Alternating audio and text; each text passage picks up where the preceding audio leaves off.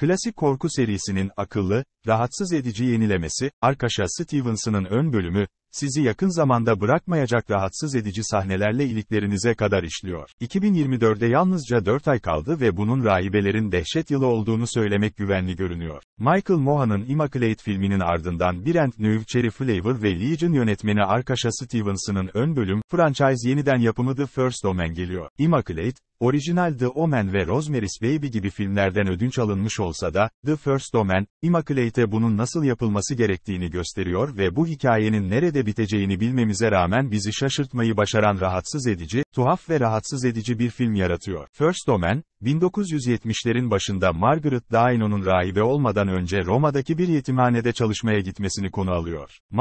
Margaret'i bir Amerikan yetimhanesinde büyürken tanıyan Kardinal Lawrence sayesinde İtalya'ya getirildi. Margaret oradayken, hala fırsatı varken özgürce yaşamak isteyen, yakında rahibe olacak Luz'la aynı odada kalır ve yetimhanede biraz problemli bir çocuk olarak bilinen kendinden büyük bir kız olan Carlita ile tanışır. Margaret'ın gelmesiyle kilisede tuhaf şeyler olmaya başlar. Çocukken vizyonları olduğu ve bunların gerçek olup olmadığını anlayamadığı ve görünüşe göre Carlita'nın da aynı sorunu yaşadığı hatırlatıldı. Ancak en rahatsız edici olanı, kilise konusunda Margaret'tan yardım isteyen Peder Brennan'dır. Kilise sayısının azalması ve gençlerin daha seküler bir yaşam sürmesi nedeniyle kilisenin, insanlara inancı geri döndürmek için Deccal'i doğurmaya çalıştığına inanıyor. Margaret bu parçaları bir araya getirmeye başladıkça dünyayı sonsuza dek değiştirebilecek korkunç gerçekleri görmeye başlar. Pek çok modern korku filminin aksine, Stevenson'ın The First Omen'e yaklaşımı, 70'lerin başlarındaki korku filmleriyle, özellikle de The Omen'le çok daha uyumlu.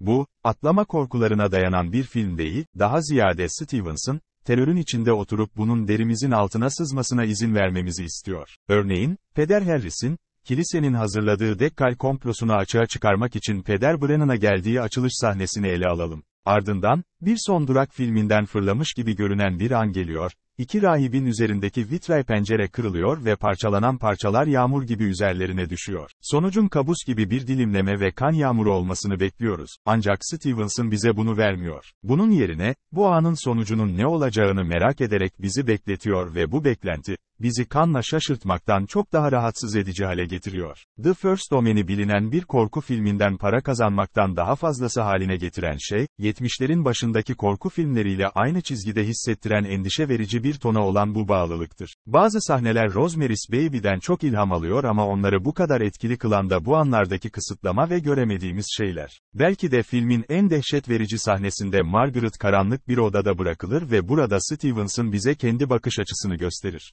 Margaret gibi biz de karanlıkta kaynamaya ve karanlığın içindeki dehşetin ortaya çıkmasını beklemeye bırakıldık. Birkaç saniye sonra bir figür belirmeye başlıyor ve doğrudan üzerimize gelen şeyi formüle etmeye başladığımızda, bu açıklama bizi en az Margaret kadar kısıtlanmış ve dehşete düşürüyor. Son perdede bu daha da kötüleşiyor, çünkü kötülüğün doruk noktası hakim olmaya başladıkça bakış açımız Margaret'in görebildiği ve hissedebildiği şeylerle sınırlı kalıyor. İlk alamet kolayca korkutma amaçlı kullanılabilirdi. Ancak bizi korku içinde çürümeye bırakmak çok daha güçlü. Bu aynı zamanda Nell Tiger Free'nin film boyunca dönüşümünü bazen tek bir sahnede izlediğimiz sinir bozucu performansı nedeniyle de işe yarıyor. Ben Jacobin'in bir öyküsünden Stevenson, Tim Smith ve Keith Thomas'ın yazdığı senaryo, kartını göğsüne yakın tutuyor. Böylece bir kez daha neler olup bittiği hakkında hiçbir fikri olmayan Margaret'in zihniyetine düşüyoruz. Onun etrafında. Bir kez daha aklını mı kaybediyor? Bu vizyonlar gerçekten gerçek mi? Yoksa burada daha da büyük bir şey mi söz konusu? Neler olup bittiğini tam olarak bilmiyoruz ve Free,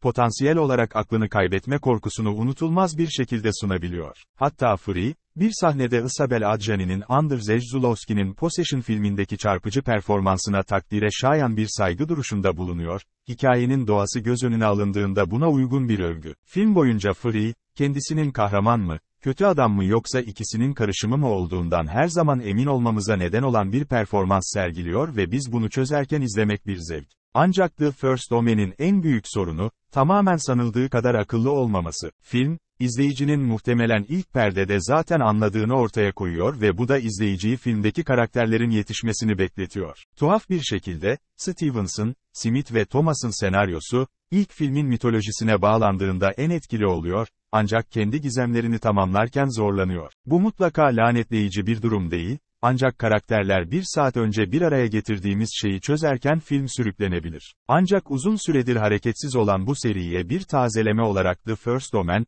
bu seri için şaşırtıcı derecede güçlü bir geri dönüş. Bu hikayenin bundan sonra nereye varacağını bilsek de hala Margaret'in hikayesinin daha fazlasını istiyoruz. Stevenson'ın ilk uzun metrajlı filmi, Free'nin rahatsız edici performansıyla daha da öne çıkan, aklınızdan hemen çıkmayacak görüntülerle korkuyu akıllıca ele alıyor. Stevenson bir serinin ölümden nasıl geri getirilebileceğini gösteriyor ve bu serinin sadece Damien için olması gerekmediğini kanıtlıyor.